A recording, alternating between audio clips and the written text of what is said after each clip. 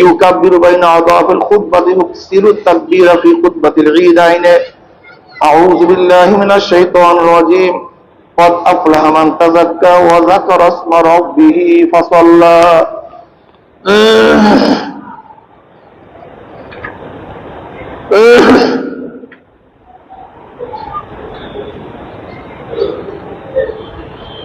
الحمد لله أستعين وأستغفر ونعوذ بالله من شرور أنفسنا. من يهد الله فلا مضل له ومن يضلل فلا هادي له. وأشهد أن لا إله إلا الله وحده لا شريك له. ونشهد أن محمدا عبده ورسوله أرسله بالحق بشيرا ونذيرا بين يدي الساعة. من يطع الله ورسوله فقد رشد ومن يعصه فإنه لا يضر إلا نفسه ولا يضر الله شيئا. أعوذ بالله من الشيطان الرجيم. إن الله وملائكته يصلون على النبي يا أيها الذين آمنوا صلوا عليه وسلموا تسليما.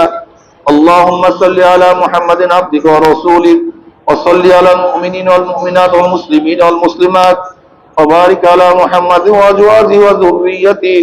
قال النبي صلى الله عليه وسلم أرحم أمتي بأمتي أبو بكر رضي الله تعالى عنه وأشهدهم في أمر الله عمر رضي الله تعالى عنه وأصدقهم حياء عثمان رضي الله تعالى عنه وأفضلهم علي رضي الله تعالى عنه وفاطمة سيدة نساء أهل الجنة رضي الله تعالى عنها والحسن والحسين سيد شباب أهل الجنة رضي الله تعالى عنهما وحمزة أسد الله وأسد رسوله رضي الله تعالى عنه. اللهم اغفر لعباس وولده مغفرة ظاهرة وباطنة لا تغادر ذنبا. رضوان الله تعالى أجمعين. الله في أصحابي لا تتخذوا غرضا من بعدي. فمن أحبهم فبحبي أحبهم ومن أبغضهم فببغضي أبغضهم. وخير أمتي قرني ثم الذين يلونهم ثم الذين يلونهم. وسلطان ظل الله في الأرض من أهان سلطان الله في الأرض أهانه الله. إن الله يأمر بالعدل والإحسان وإيتاء ذي القربى وينهى عن الفحشاء والمنكر والبغي يعظكم لعلكم تذكرون. فاذكروني أذكركم واشكروا لي ولا تكفرون. نحمد ونصلي على رسوله الكريم أما بعد. فأعوذ بالله من الشيطان الرجيم. بسم الله الرحمن الرحيم. كتب عليكم الصيام كما كتب على الذين من قبلكم لعلكم تتقون. صدق الله العلي العظيم. সবাই দুরূদ শরীফ পড়ে اللهم صل على سيدنا ونبينا وشفيعنا حبيبنا مولانا محمد صلى الله عليه وعلى آله وأصحابه وبارك وسلم. اللهم صل على سيدنا ونبينا وشفيعنا حبيبنا مولانا محمد صلى الله عليه وعلى آله وأصحابه وبارك وسلم. اللهم صل على سيدنا ونبينا. একেবারে সংক্ষিপ্ত দুই একটা কথা। আল্লাহ পাক রমজানের রোজা ফরজ করেছেন তাকওয়া অর্জন করার জন্য। আজকে খুতবা আপনারা শুনছেন। আল্লাহ পাক রব্বুল আলামিন ফেরেশতাদের সাথে গর্ব করে বলেন যে শ্রমিক সঠিকভাবে কাজ করে তাকে কি করা উচিত, তার প্রাপ্তি কি? ফেরেশতারা বললেন আল্লাহ তাকে পরিপূর্ণ উজরাত দেওয়া দরকার, পরিপূর্ণ তার বিনিময় দেওয়া দরকার। যেই পরিমাণে কাজ করছে সেই পরিমাণের বিনিময় দেওয়া দরকার। আল্লাহ পাক রব্বুল আলামিন বলেন ফেরেশতারা আমার বান্দা আমার বান্দি আমার হুকুম রোজা পালন করেছে, ওরা দোয়ার জন্য বের হয়েছে, আমার ইজ্জত ও জালালের কসম, আমার বরকতের কসম, আমার মাগফিরাতের কসম, আমি আমার বান্দা এবং বান্দীদের সমস্ত গুনাহ খাতা মাফ করে দিলাম। শুধু মাফ করছি তাই নয়, কদ বুদ্দিলাস সাইয়্যাতুম হাসানাত, কদ বাদদালাস সাইয়্যাতুম হাসানাত। আল্লাহ পাক বলেন আমি সমস্ত গুনাহকে নেকিতে পরিবর্তন করি। নবী আলাইহিস সালাতু ওয়াস সালাম ফরমান আল্লাহ পাক রব্বুল আলামিন এমন ভাবে বান্দা বান্দীকে মাফ করে দিয়েছেন এখন বান্দা বান্দী গুনাহ ব্যতীত তারা ঘরে ফিরে যাইতে আছে।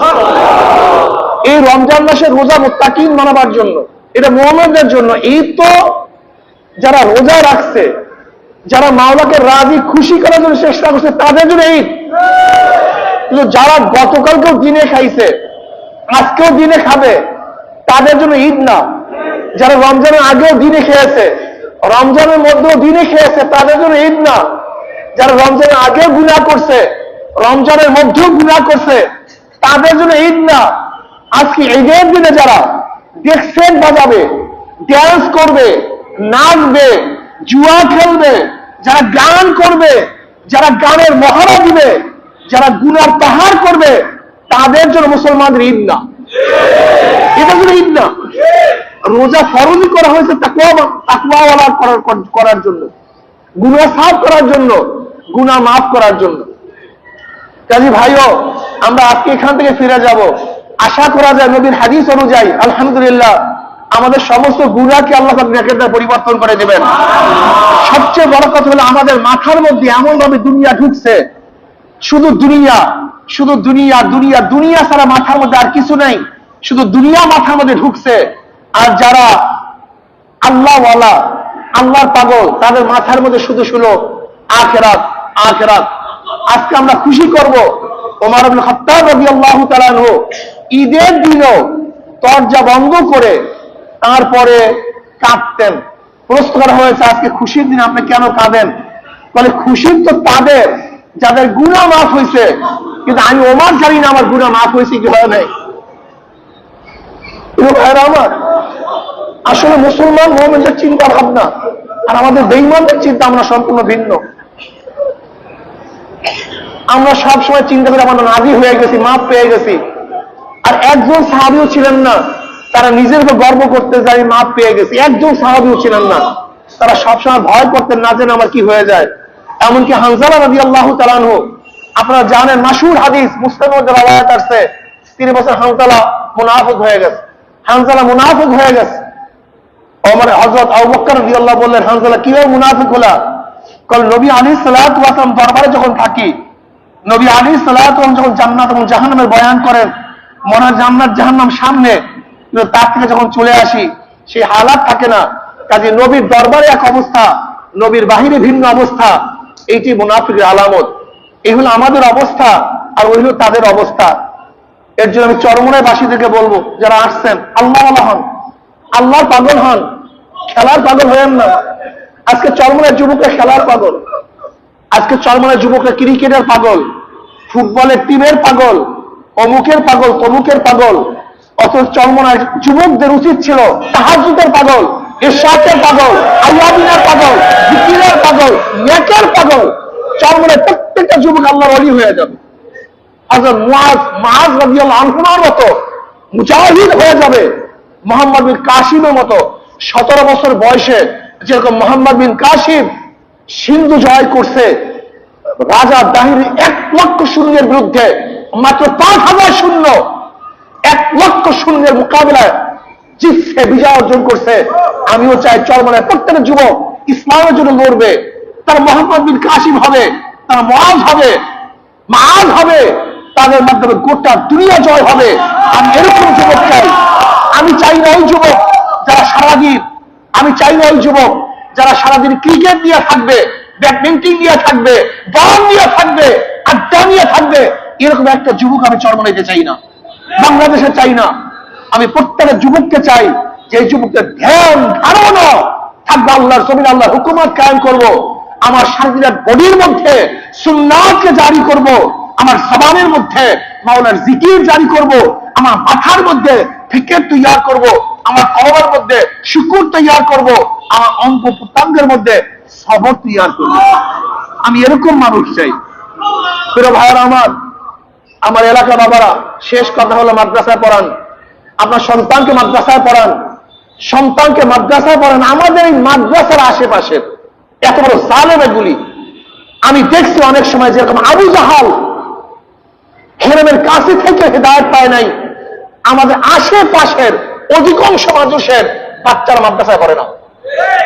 আমিও তখন চিন্তা করলাম, আমার আগে বুঝে আসতো না যে হেরেমের কাছে ছিল আবু জাহাল, কিন্তু হেদায়েত পায় নাই। আর ওয়াজ করুন ইয়ামে আসে হেদায়েত পেয়ে গেছে। হেদায়েতের মালিক কে? হেদায়েতের মালিক আল্লাহ, হেদায়েতের মালিক আল্লাহ। শোনেন, যে ইটটা প্রসেস অনুযায়ী বাটার মধ্যে পড়ে সেই ইটটা দেখবেন ইট হয়ে যায়, আর যে চুলার মাটি শত শত বছর পর্যন্ত চুলার মধ্যে পড়ে সেখানে কোনো ইট হয় না। ঠিক আশেপাশের মানুষগুলি এই চুলার মাটি, এগুলো সহজে হেদায়েত দিতে চায় না, আর মারাত্মক, এগুলো সহজে হেদায়েত দিতে চায় না। এরা বলে ভাইয়া ভাইয়া ভাইয়া ভাইয়া, শ্রদ্ধা ছাড়া হয় না, তাজিম ছাড়া হয় না, ওয়াকার ছাড়া হয় না। তুমি যার থেকে কিছু নিবা তাকে শ্রদ্ধা সম্মান ওয়াকার যদি না পয়দা হয় তার থেকে কিছু নেওয়া সম্ভব। তা তুমি দেখছো ছোটবেলার সাথী, আমার ভাইয়া, আমার অমুক, আমার তমুক, ওই জীবন বাজার আব্বাজান রহমানের মাজাবাই মাজাবাই কইয়া গেছে, আমি জীবনও দেখিনি তাদের হেদায়েত হইতে। কিন্তু তাদের ওয়াকার নাই, সে আজমত নাই, সে বরত্ব নাই, ওস্তাদের সেই মর্যাদা নাই। এই জন্য এলেমও পায় না। মাদ্রাসা পড়ান, ছেলেদেরকে মাদ্রাসায় পড়ান, মেয়েদেরকে মাদ্রাসায় পড়ান, মাদ্রাসায় পড়ান। একটা ছেলেকে তৈয়ার করেন, একটা মেয়েকে তৈয়ার করেন। আল্লাহ আমাকে এবং আমাদের সবাইকে কবুল করে নেন। আর খবরদার কমপক্ষে চরমড়ি উড়িয়ে আনে যেন খোদাদ্রোহী আব্রাহাম লিঙ্কন, কার্ল মার্কস, বংশধর, ওই সমস্ত খোদাদ্রোহী খ্রিস্টান ইয়াহুদীদের কোন মতবাদ যেন ঢুকতে না পারে। এখানে মত চলবে মদিনা ওয়ালার মত, এখানে মত চলবে, আইন চলবে কোরআনী আইন। এখানে নেতা মানব জানাবে মুহাম্মদ রাসূলুল্লাহ সাল্লাল্লাহু আলাইহি ওয়াসাল্লাম, অন্য কাউকে আপনি নেতা মানতে পারি না। কাজে আল্লাহ আমাকে এবং আমাদের সবাইকে মাফ করে দেন। সদকাতুল ফিতর মোটামুটি 120 টাকা বা 15 টাকা দিলে হবে। এই চরমনাই মাদ্রাসা আপনাদের মাদ্রাসা, এইটা নিজেদের 110 টাকা, 120 টাকা, 115 টাকা, যে যা তার উপরে যা দিতে পারেন, যে যত দিতে পারেন দিতে পারেন। এর জন্য বলছি 110 টাকা আপনারা ইনশাআল্লাহ সদকা ফিতর দেবেন। আমাদের নাজেম সাহেব হুজুর আছেন, মুনাজাতের পরে ইনশাআল্লাহ এখানে সদকা ফিতর আপনারা দিবেন। এই মাদ্রাসায় দান করবেন না, মাদ্রাসাকে নিজের মাদ্রাসা মনে করবেন। আল্লাহ আমাকে এবং আমাদের সবাই কবুল, আল্লাহুম্মা আমিন। রব্বানা যালামনা আনফুসানা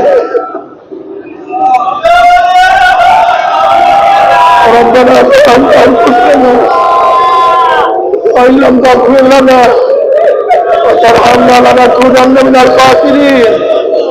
আল্লাহ আমাদের গুনাহ খাতা মাফ করে দেন, আল্লাহ আমাদের গুনাহ খাতা মাফ করে দেন, আল্লাহ আমাদের গুনাহ খাতা মাফ করে দেন। আল্লাহ গুনাহ থেকে বাঁচিয়ে থাকার তৌফিক দিয়া দেন, আল্লাহ গুনাহ থেকে বাঁচিয়ে থাকার তৌফিক দিয়া দেন। ইয়া আল্লাহ রমজানের পুরো ফজিলত আমাদেরকে দান করে, রমজানের পুরো নিয়ামত দান করে, সবাইকে আপনি ওলি হিসেবে কবুল করেন।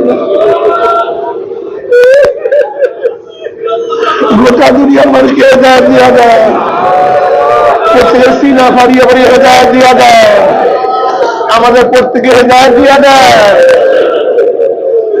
আল্লাহ গুনাহ খাতা মাফ করে দেয়, আল্লাহ গুনাহ থেকে বাঁচিয়ে থাকার তৌফিক দিয়া দেয়। আমাদের আওলাদের কাজ গোলাম মানুষের কবুল করে নেন। আল্লাহ আপনার জমিনে আপনার হুকুমত ইসলাম হুকুমত কায়েম করা দেয়। ইয়া আল্লাহ চরমনার প্রত্যেকটা মানুষকে আপনার ওলি হিসেবে কবুল করেন। আল্লাহ চরমনার প্রত্যেকটা মানুষকে আপনার ওলি হিসেবে কবুল করেন। চরমনার প্রত্যেকটা মানুষকে আপনার ওলি হিসেবে কবুল করেন।